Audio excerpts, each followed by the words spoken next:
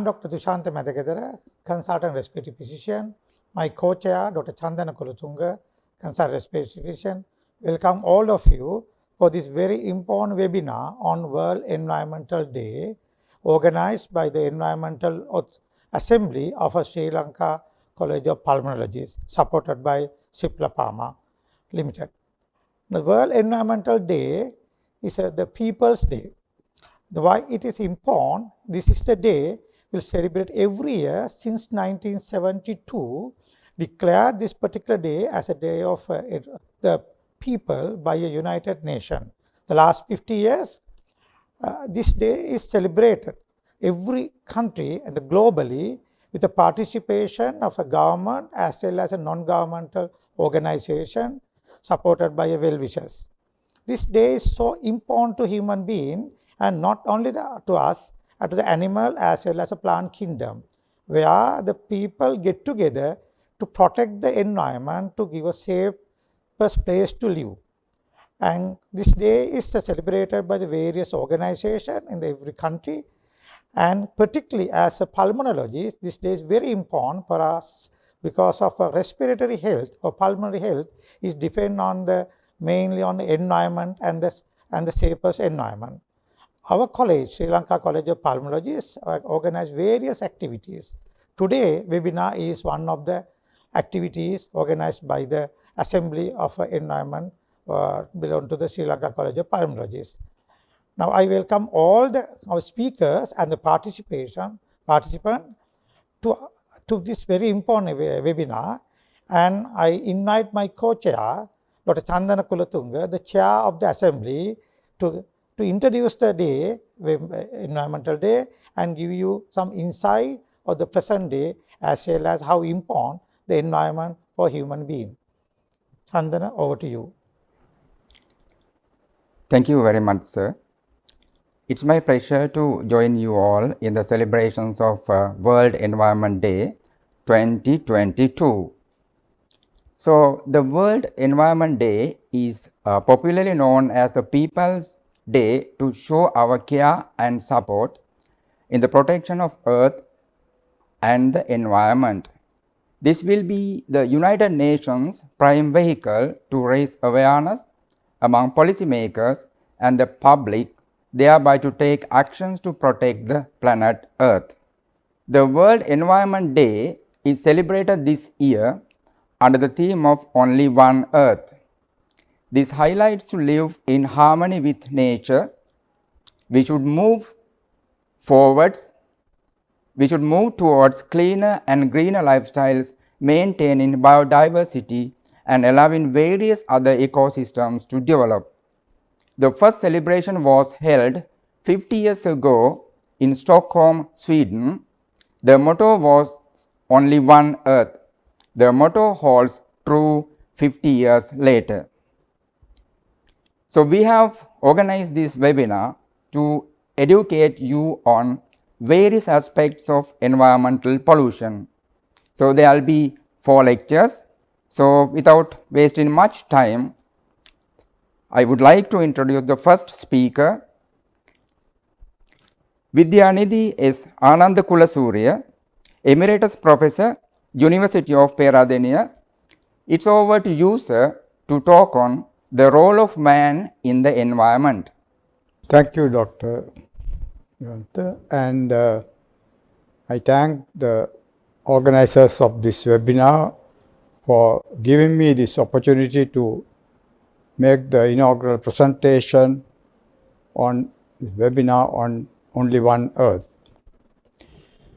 And I felt it would be appropriate to start the webinar by giving a general coverage on what man has been doing, he is doing, and he should do in the future.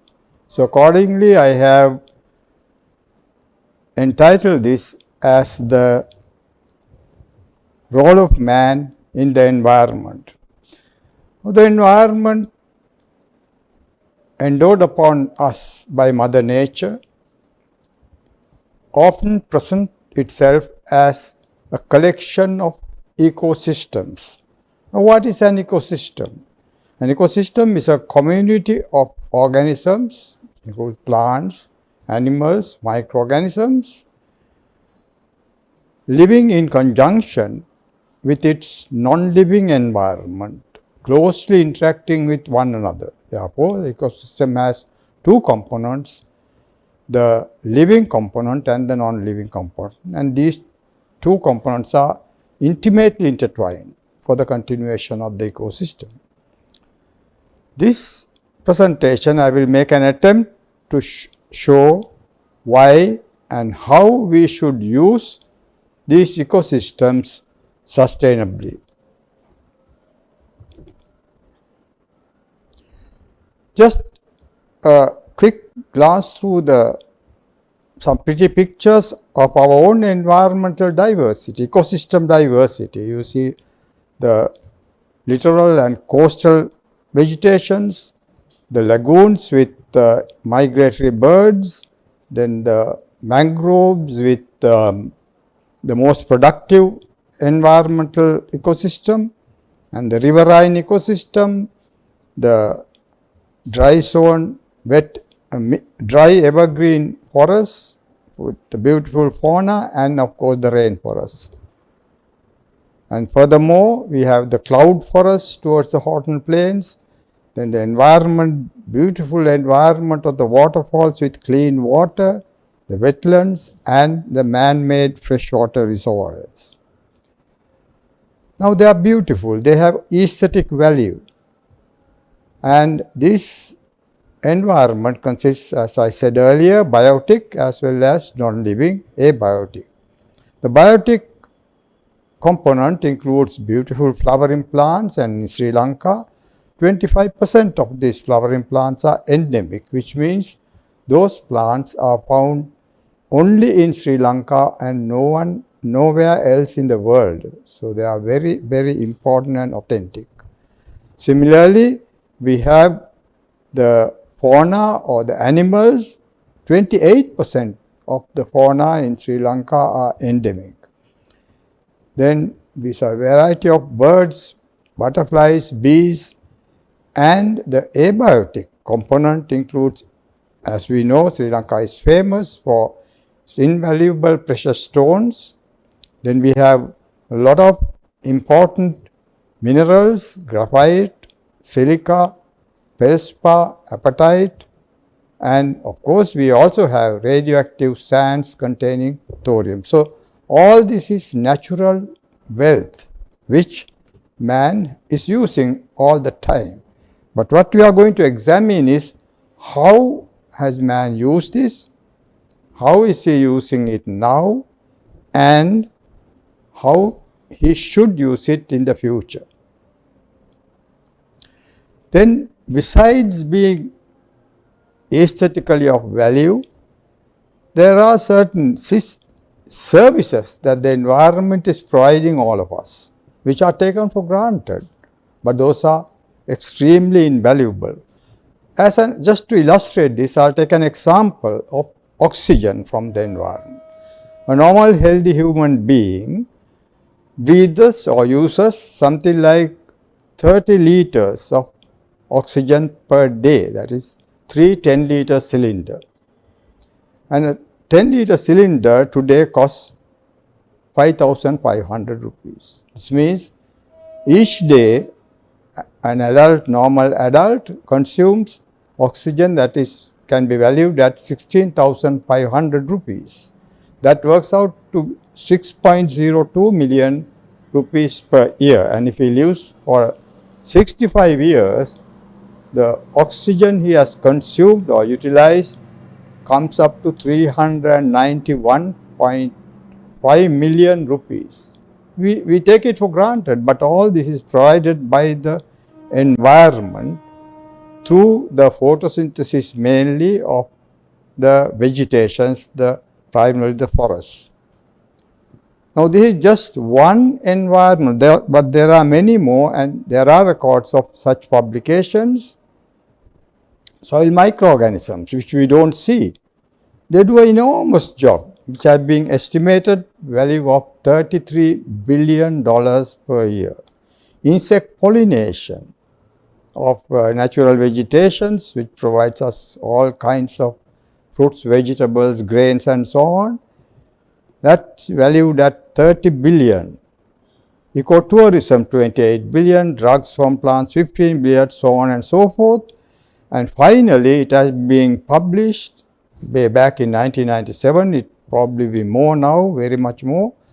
The global ecosystem services have been valued at $33 trillion, which in fact is stated as nearly twice the goods and services provided by man in the entire world. How have we used these natural resources? These are our natural wealth. We have in the past overexploited and abused our natural environment. To utilize timber, we destroy our forests. To mine minerals, including sand, that is in Sri Lanka, we destroy those ecosystems. And diamond mining, we know that precious stone mining, then of course iron ore mining in countries like China, Australia and so on, they completely destroy, they disregard the environment and go on mining. That had been the practice in the past. And we overharvest our freshwater as well as ocean fisheries, without any regard to their reproduction or anything. This is what man has been doing. Humans have been overexploiting natural resources, sometimes beyond redemption. In doing so, the other danger is we pollute the environment enormously, sometimes even beyond repair. See from the examples, some examples from Sri Lanka, how we are doing logging the wetland forests, the rainforests, and you expose the topsoil with the rains, it just gets completely washed down and leads to complete soil erosion. You see, end up in the rivers with muddy water. And this slide I have taken over the Gannoruwa Bridge in Peradeniya, where it shows the Mahavali River full of colloidal matter, clay floating through, and the side stream is relatively clean water. It is the colloidal particles that carry the nutrients down the stream. Soluble nutrients, including base material, don't just flow down the river, but they get attached to the colloidal clay particles and move with them. And that is how the Mahavali River transports a lot of nutrients which end up with our stagnant reservoirs, irrigation tanks and so on, and that leads to enormous pollution. This is an interesting curve. It's difficult to go through the details of different activities of man.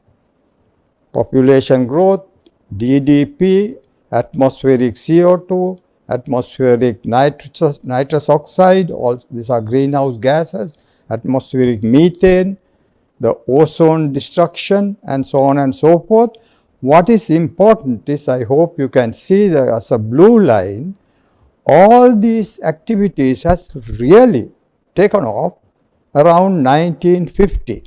That blue line refers in all the curves 1950. So from 1950 onwards, man has been really destroying the environment, exploiting whatever resources he used and accelerating. This is called the acceleration curve that was published by Stephen and others. This paper has 18 authors. It's an international paper.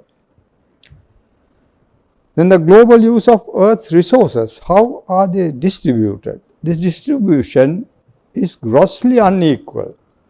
20% of the world population from developed countries uses 80% of energy and 85% of the economy. So it's completely unequal. And it has led to sayings like, if everyone wants to enjoy the standard of living of an average US citizen, which most of us, including Sri Lankans, aspire, then it would need 4 more planet Earths, but we have only one Earth. We have only one world. But we will need 4 more planets Earth if everyone wants to live that. So one has to now rethink of the consumption patterns, the standards of living, and so on. And Mahatma Gandhi has said there are enough resources to satisfy man's needs, but not his greed. Now, this is a very good saying for our politicians of today, the world over, and also in particular Sri Lanka. They have no limit for their greed. That is why they are exploiting everything that comes across them. Now, there is another interesting thing. When you look at the earth and how it evolved, how living beings evolved over millions of years, there are geological terms called Pleistocene, Holocene, and so on. And it has been said that the present geological era is being now termed as the Anthropocene. Now, Anthropocene, the word comes from anthropology, human activities. That means that human activities without any care for the environment, overexploiting, and we are then creating our own destruction rather. It's like that, like the dinosaurs, human beings may themselves destroy themselves and become extinct if we go on like this. But fortunately, now the human beings themselves have realized the folly of this, and they are rethinking. We have become aware. Because what is not known is we are aware of the footprint that we are creating on the earth, but what we don't know are the tipping points and the threshold values beyond which it cannot be repaired. That is how we are making certain plant species and animal species extinct from earth. Now, consequences of such as exploitation, destruction of natural ecosystem, reduction of biodiversity, increase of invasive species, and habitat loss. With the habitat loss, most of the animals also get extinct. And then on top of that, in using these resources, we produce enormous amounts of pollution. And such pollution creates what are called dead zones in the oceans. What is a dead zone? When so much of pollution flows down the river, the classic example is the Gulf of Mexico, where the Mississippi River empties with loads of pollutants from the American continent, and it creates so much of pollution that the respiratory activities of the microorganisms sucks up the oxygen there, and below that area nothing can grow. So it's called a dead zone. It's not a small area. In fact, some of the dead zones have been measured and reported as half the size of Sri Lanka. Huge amount. And from year 2000 to year 2018, the UN has monitored dead zones, increasing from 50 dead zones globally now to 450. And the Bay of Bengal has been reported as an enormously polluted dead zone. Then, of course, the consequences are global warming, which we are all aware of, acid rain due to oxides of sulfur being emitted to the atmosphere, rise in sea levels, and damage to the ozone layer, which protects us from the coronavirus and its variants happening so rapidly is a good example, because the radioactive material, the irradiation rays are making the viruses mutate very rapidly. Then, of course, natural disasters becoming more ferocious. It's like the Mother Nature reacting to the amount of destruction. See, this is what we are doing. Burning coal. enormous amounts of pollution by traffic. And just imagine, when we sit inside the jet plane, we are comfortable with all the air conditioning, but what does a jet plane do? You see those enormous air pollution due to the exhaust, because jet planes don't use purified petrol, it uses kerosene. And that is the last slide shows a dead zone at the Gulf of Mexico. See how Mother Nature reacts. Ferocious floods and typhoons and tornadoes which flatten entire villages in the atmospheric storms, and look at those huge, enormous waves. We experience these ocean waves in a tsunami ourselves. Of course, now the man has become aware of what he had been doing historically, destroying himself, and therefore the first United Nations conference on environment and development, UNCED, which was also called the Earth Summit, took place in Brazil in Rio de Janeiro in 1992.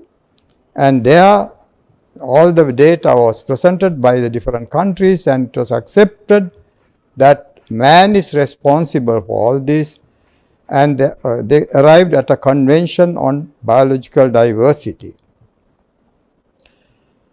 And this conference was what was arrived, the conclusions were reviewed after 20 years in 2012, that's called Rio Plus 20 Summit. And there a resolution was adopted for poverty alleviation, sustainable patterns of consumption, which is extremely important, particularly by the developed countries, and resource utilization that facilitates ecosystem conservation, regeneration, restoration and resilience in the face of new challenges. So now people have been brought together and consensus have been arrived at. Let us spend a little bit on the Sri Lankan scenario. After the Rio meeting in the Earth Summit in 1992, Sri Lanka ratified it by 1994, and from 1996 onwards, biodiversity conservation, which is the CBD, Convention on Biological Diversity, one of the first conditions. Every country had to have a conservation action plan, and we started this in 1996. And I should say I was involved in this personally, because I was the leader of the team of consultants in 1966, which was contracted to write the biodiversity conservation first action plan. And it is that plan we proposed the establishment of biodiversity secretariat in the Ministry of Environment, and from there onwards the biodiversity secretariat has done wonderful work. And 2007 they revised the BCAP, which we wrote, and they have the red list or the danger list for the conservation of animals and butterfly conservation action plan, and they came up lastly with the National Biodiversity Strategic Action Plan for 2016 to 2022. So the plans are there, and of course they have to be implemented. Now I will come to another major consequence of water pollution in Sri Lanka. With our development activities, buildings and cutting down of forests, building of various resorts and restaurants, we have polluted our freshwater, inland freshwater bodies tremendously. Again, I am telling this through personal experience, because I was involved in monitoring and examining the samples of 65 different water bodies, inland water bodies in Sri Lanka. And we found the majority of them have dominant few algae, actually they are blue-green algae or cyanobacteria, and they are all toxin producing. So there is a looming danger that our water bodies will get polluted and toxin production. And those algal toxins, unfortunately, cannot be destroyed by boiling. Most medical colleagues of ours recommend to people to use boiled water. But algal toxins withstand boiling because they are thermostable. And that is the danger, and they also are cumulative toxins. Therefore, they can pass from one generation to another through breastfeeding. And one clear factor, when we examined these samples, we found that water bodies whose catchment areas are protected forests or protected areas or natural forests have very little algae and hardly any toxin producing species. For instance, fortunately, Kalatuwa and Labugama, the forest area, catchment areas for the Kalambu water are clean. Similarly, we found the Senanayaka Samudra, Pannalagamma reservoirs, which had natural forests surrounding them. The water is relatively clean and hardly any algae. So may I now conclude? Development is necessary, yes, but should be harmonized with environmental protection and biodiversity conservation. Attention should be paid to sustainable utilization of natural resources and conservation of ecosystems. The human species, which claims to be the most intelligent and the most evolved, should earn its leadership position by being benevolent to the less intelligent and less developed living things on earth. Thank you. I think I must thank Professor Kulasurya. It's a wonderful presentation, a very informative presentation, really suit for the theme of the World Environmental Day, the One Earth, and explain the various ways how man is ignoring and changing the environment which is not suitable for the human being as well as animal. Thank you very much again on behalf of the organizers to being with us and to helping us to give a very good presentation in his presentation, giving the exploring all the aspects.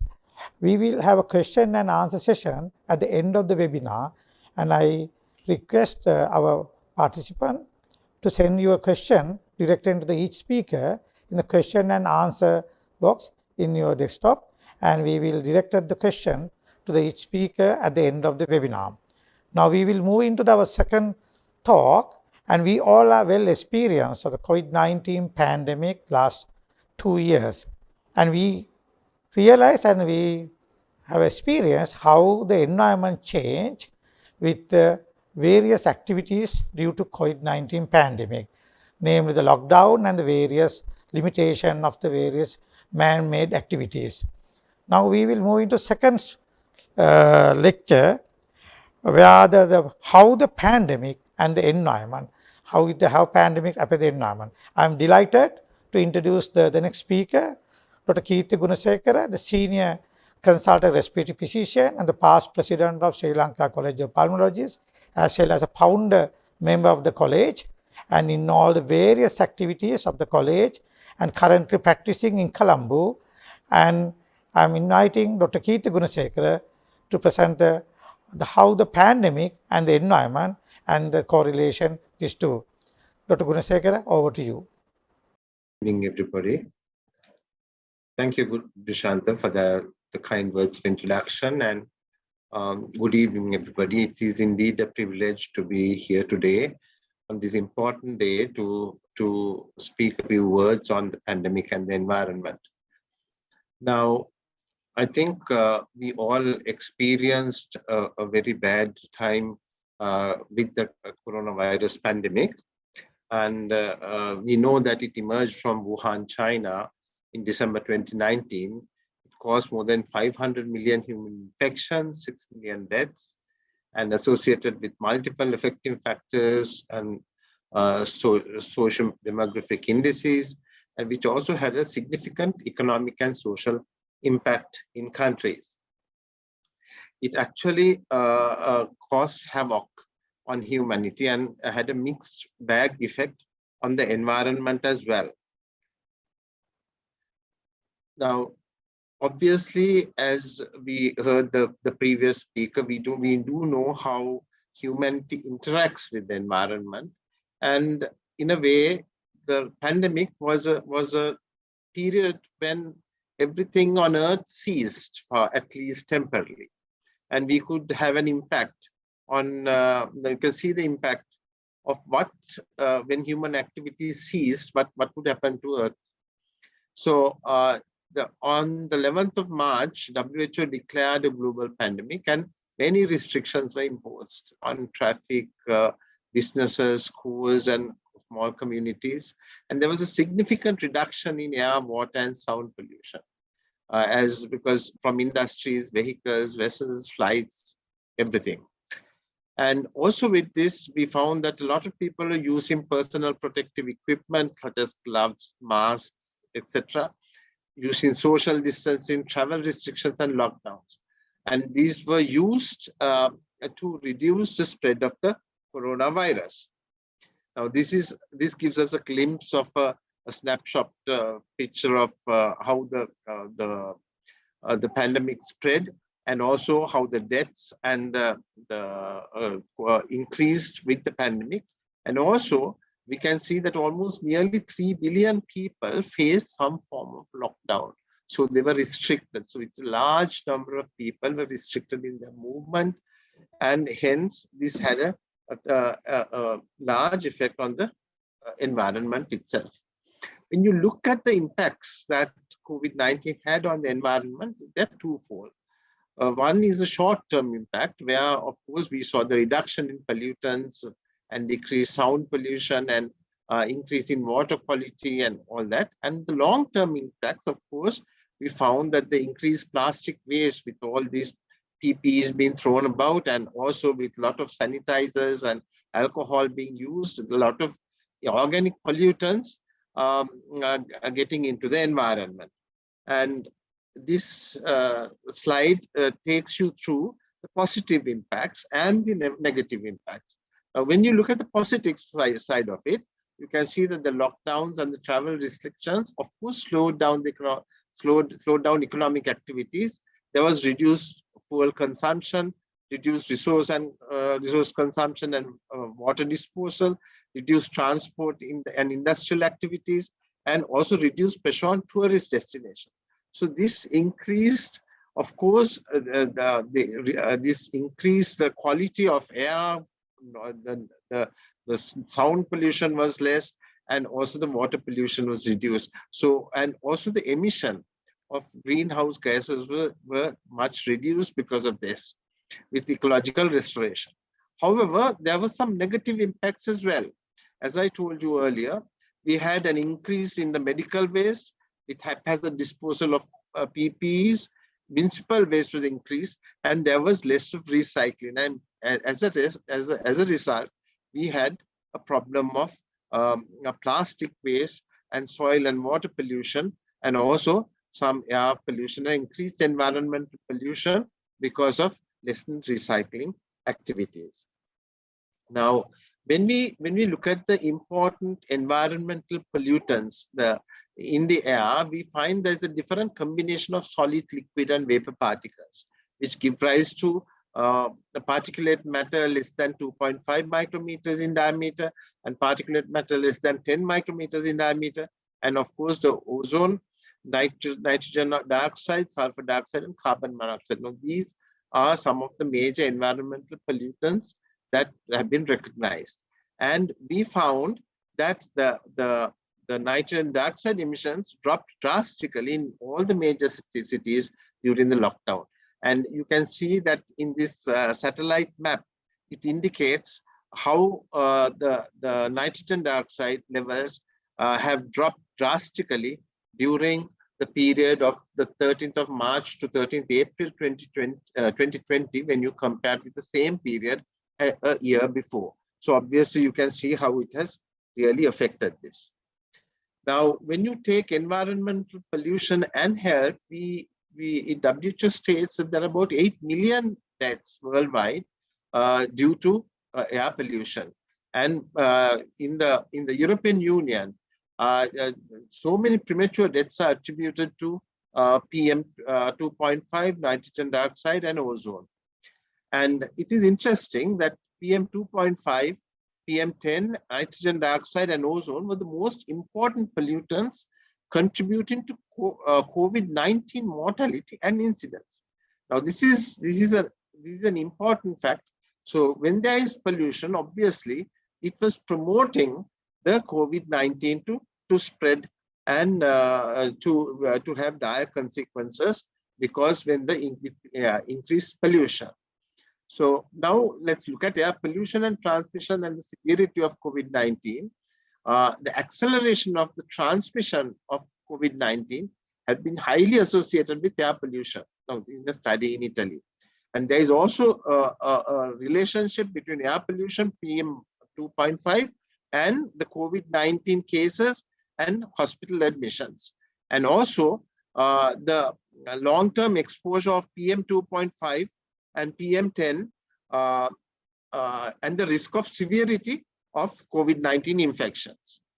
And even the COVID-19 prognosis is related to particulate matter pollution, and the susceptibility to death is also linked with the NO2 levels.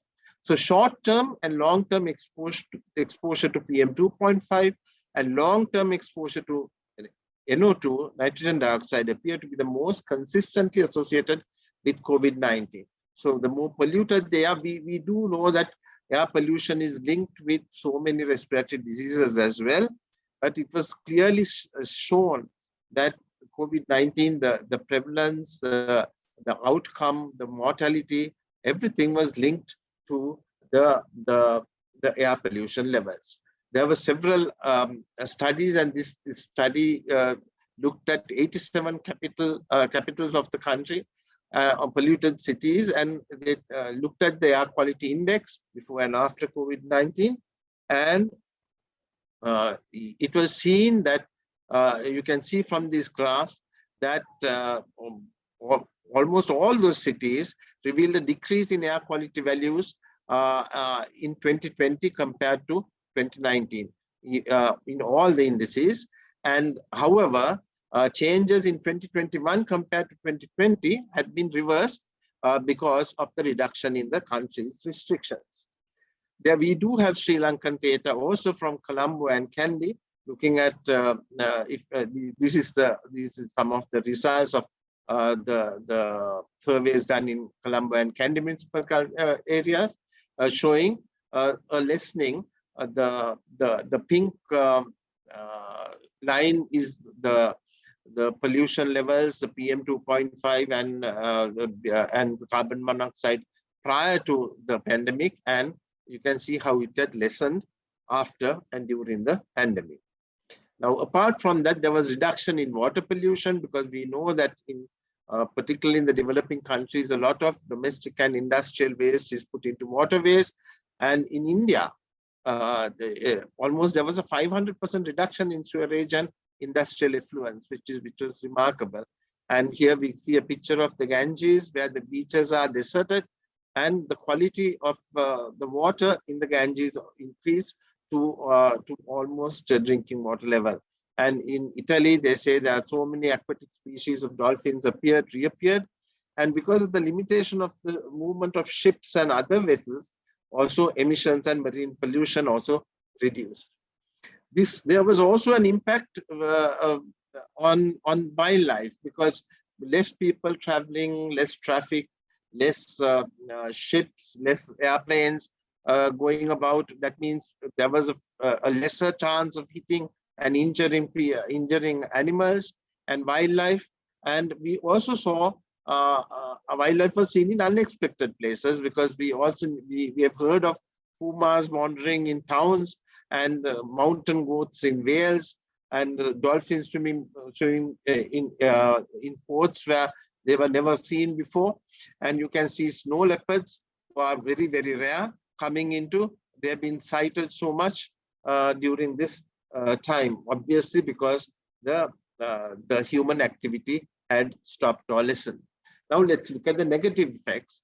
There was increased use of PPEs, face masks, gloves, gowns and goggles, etc. And there was a haphazard disposal, creating an environmental burden. And this had a large impact on the environment. There was increased air pollution, gas emission, waste generation, littering, and also increase of use of disinfectants. So we must remember that all of us were using masks to prevent the spread of the virus, but this had produced a huge demand, and there was the production of masks increased by the billions globally. So and there was obviously a very high energy consumption and release of carbon dioxide and greenhouse gases to the environment. Out of the gases, the most popular gases were the surgical gases, masks, and the N95 mask. And the important thing about it is the surgical mask has 3 layers and the N95 has 4 layers, but it has polypropylene, which is and other polymers of polycarbonate and polyethylene. So there was a lot of plastic in these masks. So this is where the problem arises, and the magnitude of medical waste increased enormously. Now they say in Wuhan, China, 240 metric tons of per day were produced during the pandemic, an enormous amount. And you can see from these graphs the number of mask waste that have increased. You can see by the millions per week in India, and also the estimated amount of estimated polypropylene from face mask waste per week. It has been enormous. So this is a considerable impact on the environment. So enhanced face masks containing plastic contributed to microplastic pollution in the aquatic environment and also significantly impact the soil. Now, when you look at how it impacts on this environment, masks littered on the soil and water can impact fauna, and which can cause entanglement, as it is very clearly seen in these pictures, and even cause death.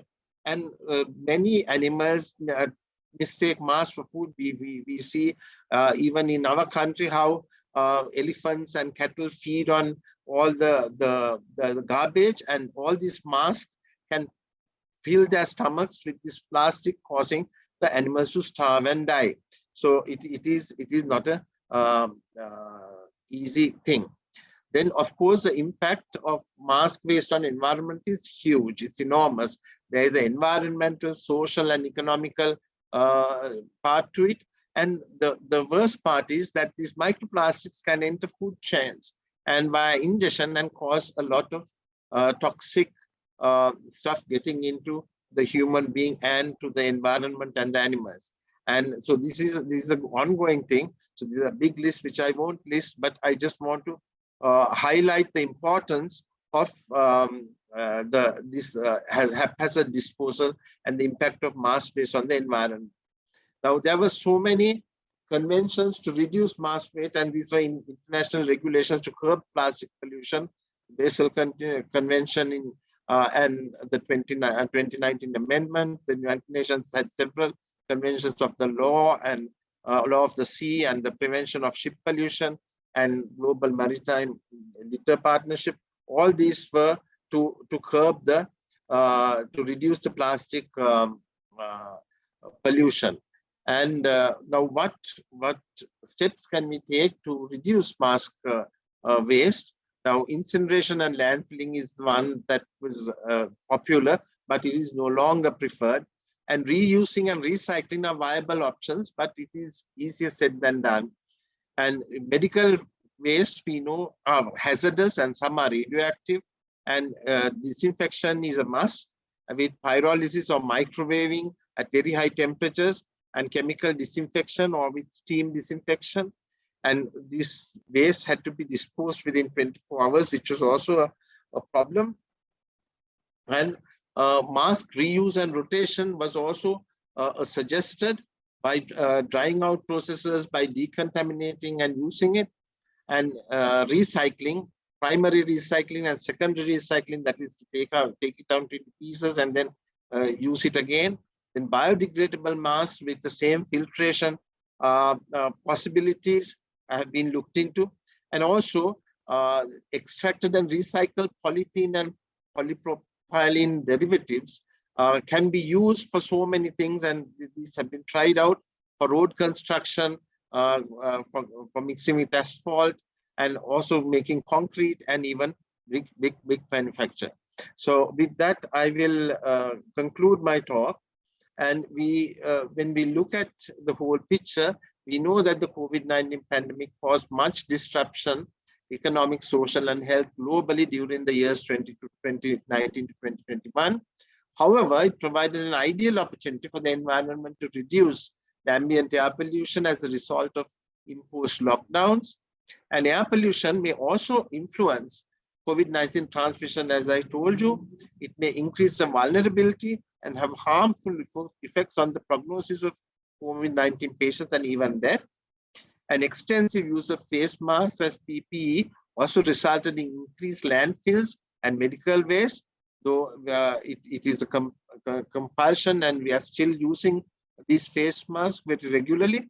And most of the components of face masks result in the addition of plastic or microplastic pollution to the environment, causing increased environmental pollution and a negative impact to human and animal health. Thank you. And the environment. He nicely pointed out the links between the poor air quality and the pandemic, and then the environmental effects of personal protective, the PPEs. So there will be water pollution and the effects on animals, and then ultimately the microplastics enter in the food chain and affecting humans. Thank you again, sir, for the excellent presentation on the pandemic and the environment. And now we would like to move to the next talk. I would like to invite Dr. Dhammika Maganarachchi, Professor Dhammika Maganarachchi, National Institute of Fundamental Studies, and she will talk on air pollution and respiratory tract infections. Good evening, and I wish to thank the organizers for inviting me for this important event. And today I will be talking about air pollution and respiratory infections. As we know the importance of this webinar, what we have to get to know is that One Health is a trio that brings humans, animals, and the environment they share as one unit. And today, as I will be concentrating on the atmosphere, because in the microorganisms present in the atmosphere are the causative agents for most of the respiratory diseases which we encounter. And the atmosphere is a habitat and also a medium for the dispersion of microorganisms. And what happens is that to produce energy, we need to inhale, or we have to take oxygen into our lungs. And when we inhale, what happens is that the air which we breathe will be including various gases, hydrocarbons, aerosols, and particulate matter. And we all take these things into our lungs. Along with that, bacteria, fungi, viruses, pollens, all these are components of the bioaerosols. And in addition, the airborne microbes are also transported by attaching to the dust particles. I won't be going into details, but as our previous speaker, Dr. Kirti, mentioned about, we know how the release of pollutants got into the air that are harmful before the COVID. And here, this photograph, you can see how during the lockdown, our air became cleaner. This is a photograph of Colombo, Sri Lanka during the lockdown, where we can see clearly how the air was clean during that time because of the lesser activities during that time. Air pollution is mainly due to the energy we use as well as for the production. Also, vehicles burning fossils and release of carbon dioxide and other gases also causes the air pollution. And along with the air pollution, what we encounter is the respiratory health problems.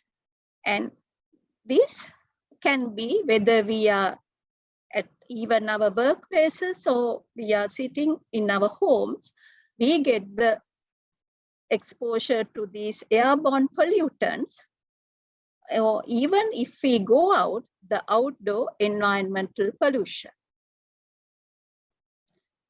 And most of the respiratory tract infections, it could be upper respiratory tract infections or lower respiratory tract infections. And causative agents for respiratory infections include viruses, bacteria, microplasma, and also fungi.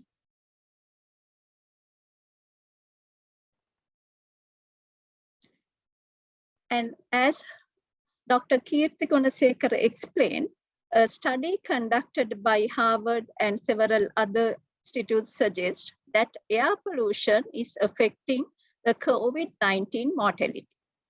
Researchers analyzing 120 cities in China found a significant relationship between air pollution and COVID-19 infection.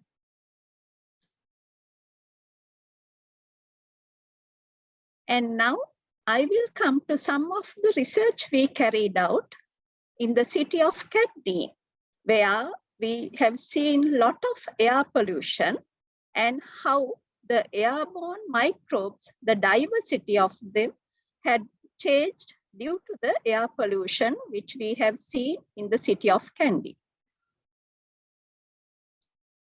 We conducted several studies on this air pollution.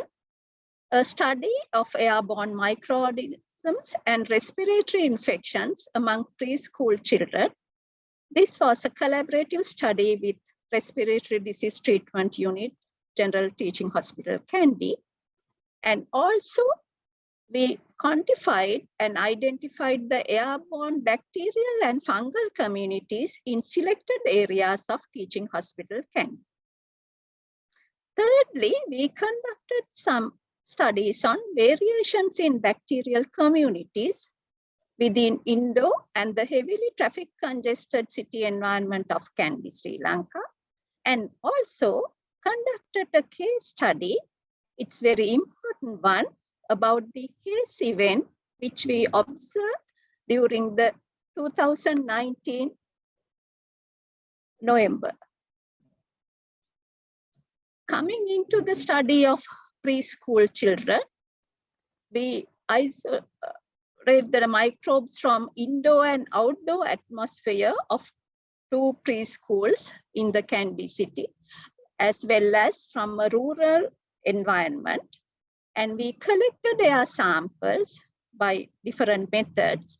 And interestingly, the findings were 28 bacterial strains were identified, and most of the abundant bacterial species in both urban and rural preschool environment belongs to Pseudomonas. And considering the respiratory health status, 57.9 from urban and 31.1 from rural cohorts suffered from at least one respiratory disease. These were some of the characteristics of preschool children. And in these graphs, you can see the differences which we saw in our study, urban versus rural, regarding even before and after the admission to the preschool.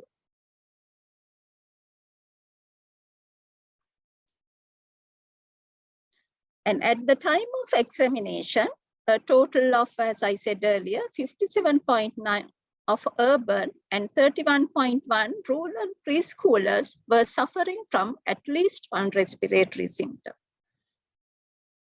An increment of respiratory disease symptoms following entrance to preschool was significant in both groups. 10.4% increment among rural preschoolers and 5.8% increment in urban preschoolers. And also, following entrance to preschool, majority had multiple respiratory symptoms and cough was the most predominant among urban preschoolers. And we conducted a study in selected areas of Teaching Hospital Kandy to find out the presence of airborne microbes in the hospital premises. We did sampling for 8 sites, and also we had a control site. The sites included OPD, surgical intensive care unit, as well as respiratory wards. And we quantified the total microbes as well as culturable microbes, and also identified the organisms present. This graph shows the estimation of total microbial concentration. And you can see that OPD has higher number of airborne microbes.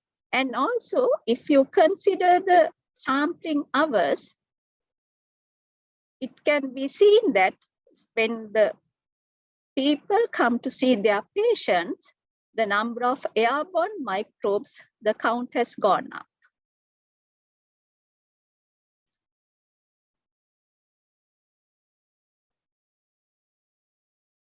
This graph shows the estimated culturable microbial concentration. And these are some of the microorganisms we identified by DNA sequencing.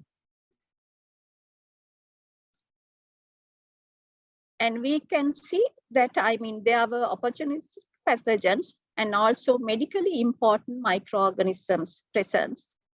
And also, interestingly, sensitive rooms such as ICU and operating theater also showed the presence of certain human pathogens.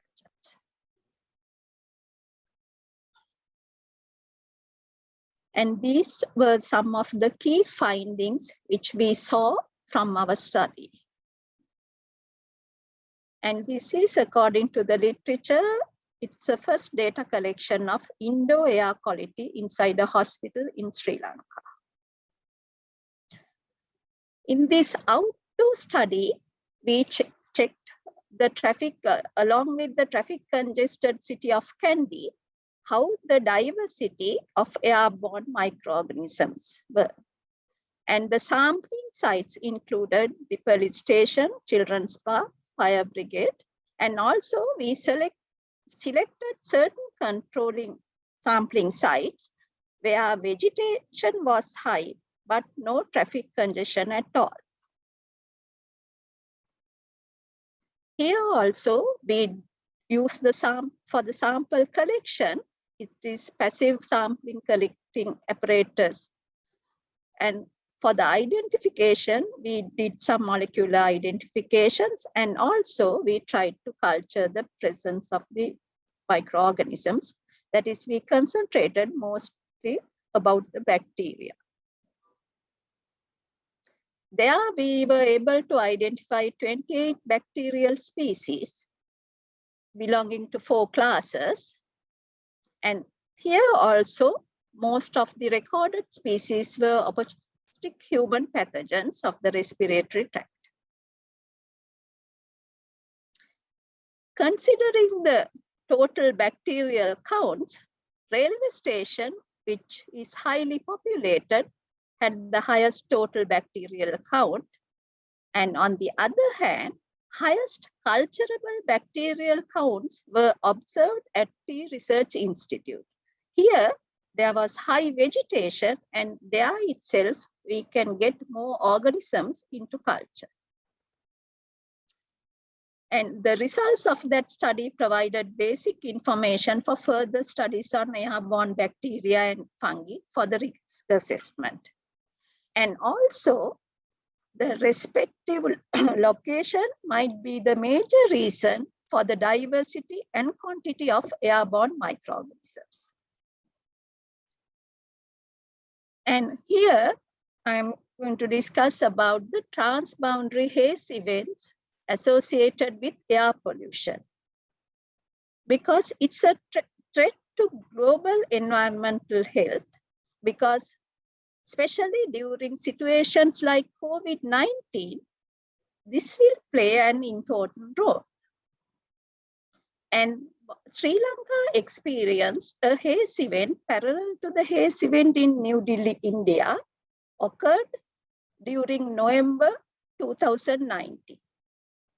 And Kandy, one of the most air polluted cities in Sri Lanka, due to its geographical location, because it's surrounded by mountain ranges, it's a high risk during these haze events.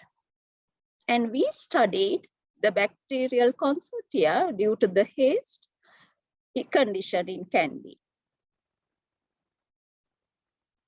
Here are the two photographs, the Sunday, November 3rd, 2019 in New Delhi, India, and Friday, November 8th, 2019 in city of Colombo, Sri Lanka.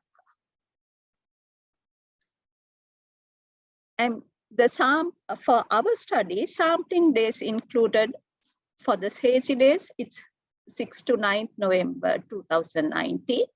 And also as controls, non-hazy days, 13th and 14th November 2009.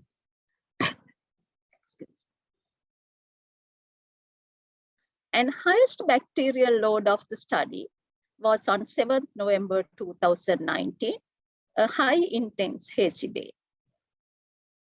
And compared to the control of each method, hazy days showed high bacterial load. And from that study, 12 culturable bacterial species were identified. And as I said, highest number was seen on 7th November. And some of the bacteria identified could be pronounced as human pathogenic bacterial species. And bacterial load and diversity during a haze event are high when compared to a normal non-hazy day. And haze events carry human pathogenic bacteria. The findings of this study can be used as monitoring tools to detect haze conditions and air pollution.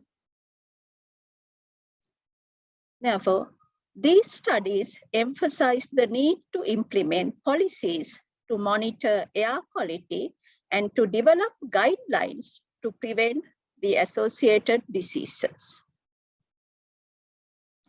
And as I said at the beginning, the theme here is One Health, that is environment, human and animal.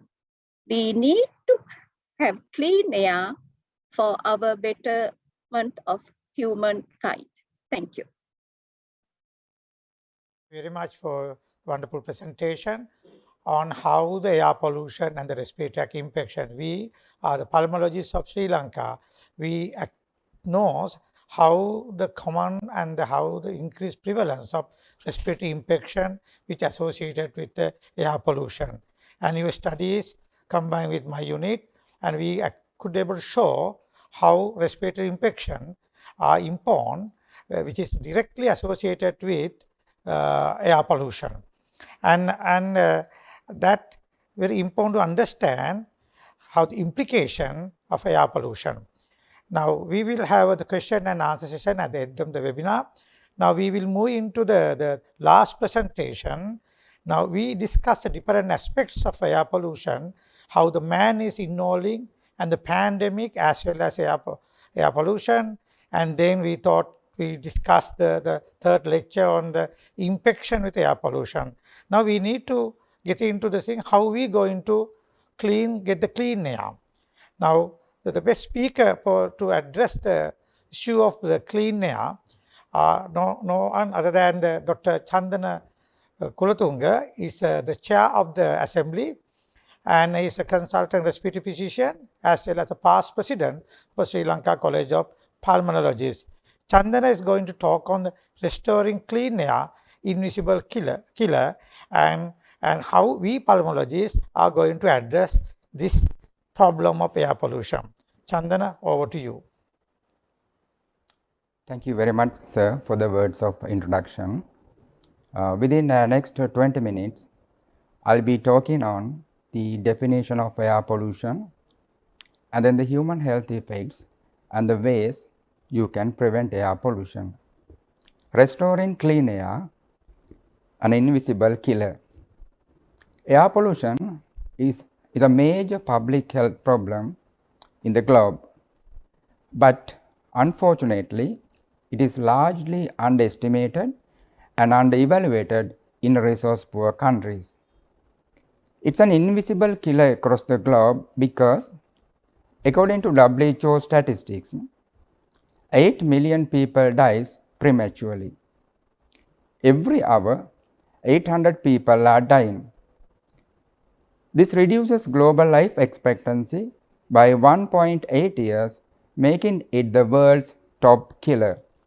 Estimated global cost will be huge, and I'll be discussing these things later.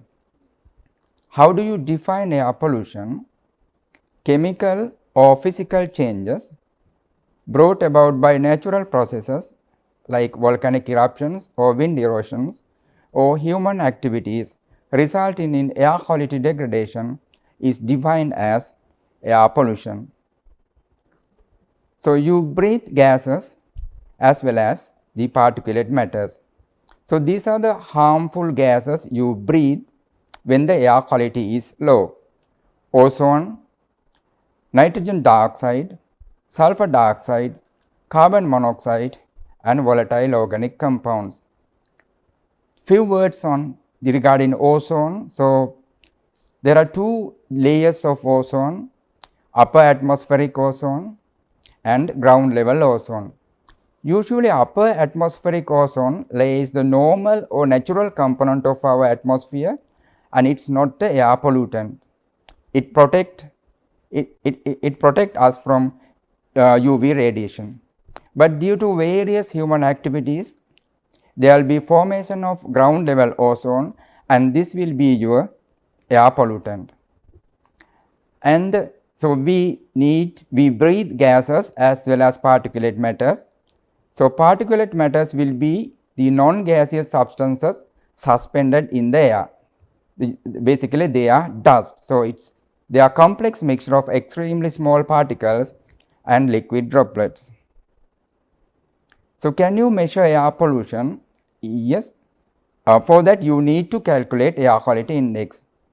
For air quality index, you will get a value as well as a standard color. If the air quality index is 0 to 50, the standard color will be green and you are safe. The air quality index between 51 to 100, so air is moderately polluted, but still you are safe.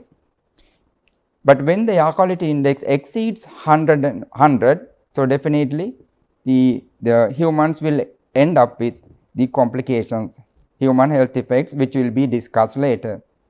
Populations in low-income cities are the most impacted. 97% of cities in low and middle-income countries do not meet WHO air quality guidelines. So this is the 10 most polluted cities in the world, and remember, so this list is constantly changing. So the most polluted city in the world, now being Lahore, Pakistan, and then 4 cities from Poland. Now, the Poland is reported to be the most polluted country in the European region. And then Dhaka from Bangladesh, New Delhi, Riyadh, Mumbai, and Kathmandu. So, if you look at this list, maybe the 1 week later, and then this will change. So, there's competition between actually the cities from Pakistan and then the India. So, this is just to show you the nitrogen dioxide levels, the before the pandemic and after the pandemic. Dr. Kirti Gunasekara nicely explained the air quality, the before the pandemic and after the pandemic. So this data from the NASA. So towards the left side, the map shows the standard colors of the air quality index in China. So I think you will appreciate that the colors of the air quality index almost the brown. So the air quality index they exceeds almost 250. So but after lockdowns with the pandemic, so air quality has improved dramatically. So what are the causes of air pollution? The human activities and natural the causes. So first I will talk on the outdoor or ambient air pollution. Combustion of fossil fuels like coal and oil for electricity and transport, the producing nitrogen and sulfur dioxide is the main cause for outdoor air pollution. Remember, Sri Lanka is highly dependent on the fossil fuels for their transport. And then emissions from various industries and factories releasing large amounts of carbon monoxide, hydrocarbons, chemicals and organic compounds into the air is another important cause for outdoor air pollution. And construction industry is again an important cause of outdoor air pollution, especially in developing countries like India and Bangladesh. Coming to indoor air pollution, so this is the most common cause of indoor air pollution, use of biomass fuel. So especially in South Asian countries, so more than 3 billion people use the various types of biomass fuel. They use the wood, the crop residues, and sometimes the cow dung for cooking purpose. So burning of these solid fuels will produce the carbon monoxide and most toxic the particulate matters. Burning of other solid materials for various purposes during religious activities, and when you burn mosquito the coils, there will be the indoor air pollution. This is the very interesting slide. So scientists have described that if you burn one mosquito coil and then you sleep overnight, your exposure to the particulate matters will be equal to burning of 75 to 137 cigarettes. In actually speaking, pyrethrin or the insecticide is not toxic, but the burning of binders will produce the toxic gases and fumes. So as I told you at the beginning, 8 million people dies prematurely due to air pollution. This has emerged as the deadliest form of pollution and the fourth leading risk factor for premature deaths worldwide. It's a bigger killer than malaria, violence, HIV/AIDS, drugs and alcohol, and traffic accidents, almost certainly COVID-19. The economic consequences, economic losses will be in the billions of US dollars. This is due to the various diseases which I will be discussing later, and then the loss of productivity. And next important thing, remember, the air pollution is not only affects the humans, but it affects other flora and fauna. And when the ground level ozone goes up, the process of the efficiency of photosynthesis decreases, and this will cause reduction of crop yield. And next, even though the sources of air pollution are localized, the effects will be global. So due to accumulation of greenhouse gases, so the temperature of the environment goes up, that's your global warming. And due to global warming, so we experience extremes of weather conditions. So therefore, the economic consequences of air pollution will be in billions of US dollars. So these are the deaths reported from worldwide, and you will appreciate that the most deaths are reported from resource poor countries. And so these are the causes of deaths if you are exposed to toxic gases and fumes. So even though you develop lung diseases following when the air quality is low, but scientists have described that the most deaths were occurred due to stroke and ischemic heart disease. This is because the toxic gases and these particulate matter, especially PM 2.5, they cross the alveolar capillary membrane and they enter the circulation and causes the inflammation of the blood vessels. There will be the inflammation, increased atherogenesis and increased thrombosis and leading to the stroke and ischemic heart disease. And scientists have found some similarities of the inflammation between the air pollution and the COVID disease. And the rest of the patients, about 40% of deaths were due to COPD, pneumonia and lung cancer. Tailpipe emissions from cars, trucks and buses rank among the largest contributors for air pollution. 96% of transport's energy use comes from fossil fuels. Therefore, we are effectively meeting our mobility needs at the expense of our life expectancy. So, there is clear evidence that when the air quality is low, there had been increased number of COVID cases, and even the morbidity and mortality have increased when the air quality is low. Therefore, it's very, very important to control air pollution to prevent the next pandemic. Now, I would like to discuss the ways we can control air pollution. For that, we need a clean growth strategy. So, clean growth strategy means improving economy while tackling environmental pollution. So, this includes the protection of the natural environment, improving air quality, cutting green gas emissions, and we have to ensure affordable, cleaner energy supply. So, control of the vehicle emissions is very, very important to control outdoor air pollution. So, therefore, we need an eco-friendly, effective public transport system, and we should move to lower emission road vehicles, and we should encourage active travel. So, walking and cycling will bring economic and the environmental and health benefits. So, depending on the regions, so there are various ways to control the air pollution. I am not going to discuss, and then we should take actions to reduce emissions from industries and then the power plants, and the various agricultural practices will release large amounts of ammonia into the atmosphere, and again the construction industry is the very important cause for the outdoor air pollution. They release large amount of particulate matters into the atmosphere. Then control of emissions at home, that is the indoor air pollution, the appliance, how well it is used and maintained, what fuels are burnt, all make a big difference. So, we need to raise the public awareness regarding the use of biomass fuel, and we should move away from biomass fuel. But unfortunately, in Sri Lanka, due to the economic crisis, now more and more people are using biomass fuel.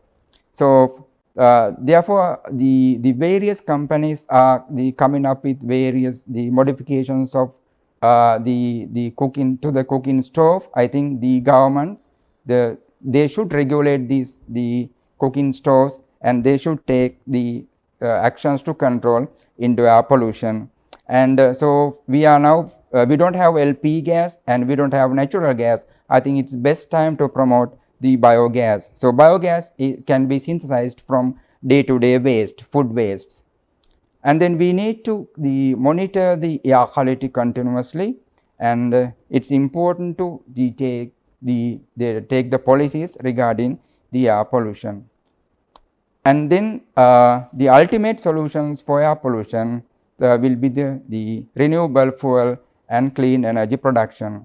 So, clean energy comes from natural sources or processes that are constantly replenished, and renewables are increasingly displacing dirty fossil. Solar, wind, hydroelectric, ocean and geothermal energy will be the ultimate solutions.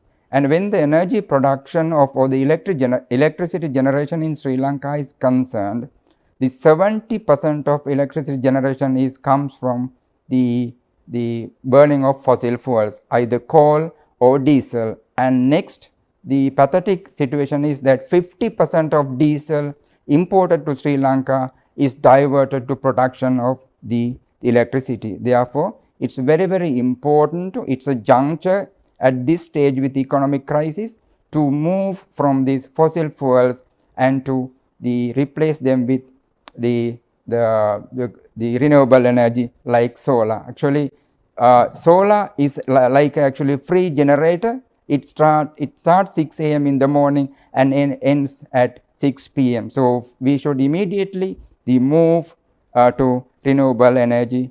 It will save our US dollars, and it will help to control air pollution. So we must reduce our consumption of energy by adopting responsible habits and using more efficient devices. So what are the steps in developing a control strategy? So first, we need research or studies to determine the priority pollutants and then to identify the sources of pollution. And then we should develop a control strategy, and this should involve public from the beginning. Otherwise, at the end, when we come to the solutions, there will be the public resistance, especially in resource poor countries. So it's very, very important to involve the public from the beginning onwards. And then we need leadership at all levels, and we need a national action plan with legislations. So these will be the challenges to control air pollution: rapid development, urbanization, increasing the vehicle ownership, and lack of political commitment. Now, I would like to conclude my talk leaving you the take-home message. Air pollution is a major public health problem. It is largely underestimated and under-evaluated in resource-poor countries. So, the economic consequences will be huge related to air pollution, and the humans end up with various diseases when the air quality is low. Therefore, developing countries need research, public awareness, political commitment, and national action plan with legislations to control air pollution. Thank you.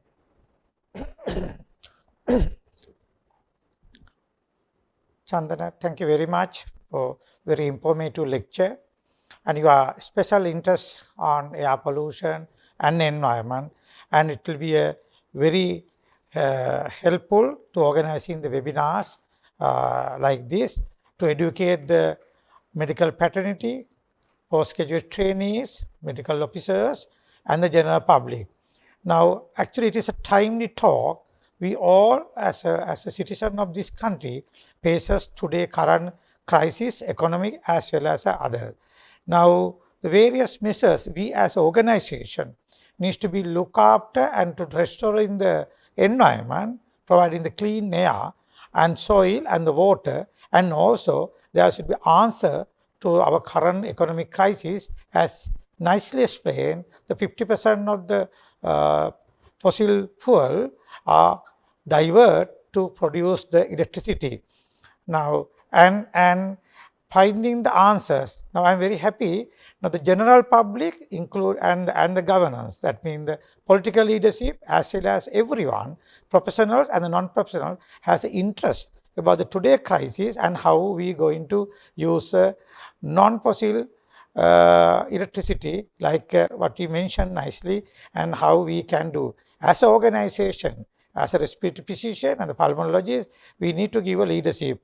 Actually, I am inviting everyone, all the professionals, social organization, political leadership, political parties, and everyone to get together, work on these very important directives, and to go for the finding the electricity and other ways to minimize the air pollution. Now, we have come to the end of the webinar today, and I'm thanking all the speakers, all 4 speakers, and our participants. and I'm inviting my co-chair and the chairpersons of the Assembly of Environment, Sri Lanka College of Pulmonologists, to conclude the session. And as there's no questions, we will directing to for the final remarks by the chairperson of the Assembly. Chandana, over to you. Thank you, sir. So, in the absence of the questions or any clarifications, so we would like to wind up the webinar. And so, I would like to thank Dr. Mrs. Ravini Karunatilaka, the President of Sri Lanka College of Pulmonologists, and the Council members for their effort in making this event a success. I would also like to offer my gratitude to Dr. Dushantha Madagedara, Senior Consultant Respiratory Physician, for the supervision and the guidance offered. Thank you, sir. To all our speakers, Professor S.A. Kulasurya, Professor Dhammika Maganarachi, Dr. Kirti Gunasekara, thank you all for updating us on various aspects of environmental pollution. It's my duty to thank Mr. Assam Javed, CEO Sipla, Mr. Ramesh Selvaraja, Business Manager Sipla, for their continuous support and sponsoring the events of celebrations of World Environment Day. Finally, I thank the media partner, Mr. Nalina Vanasinghe, Impress Events, for offering much needed technical support. Thank you.